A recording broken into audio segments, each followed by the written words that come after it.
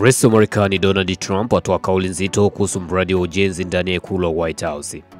Katika mkutano wa waandishi wa habari uliofanyika juzi, Rais wa Marekani Donald Trump alitoa kauli iliyoibua mjadala mkubwa baada ya kuulizwa kuhusu uamuzi wake wa kubomoa jengo moja ndani ya White House na kuanza kulijenga upya. Akijibu swali la mwandishi mmoja kutoka Australia kuhusu gharama za mradi huo na matumizi ya fedha za walipa kodi, Rais Trump alisisitiza kuwa hatumii hata senti moja ya serikali katika ujenzi huo, bali anatumia fedha zake binafsi.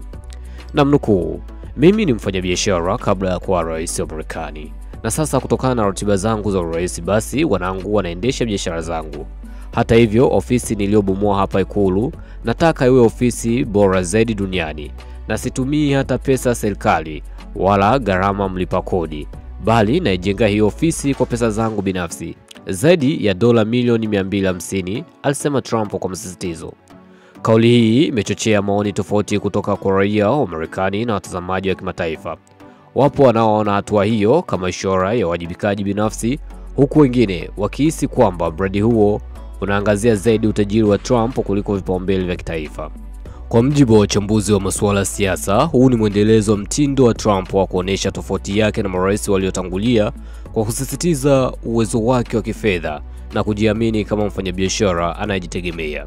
Je, unadhani sahihi kwa rais kutumia pesa zake binafsi kwa miradi ndani ya ikulu ya Marekani?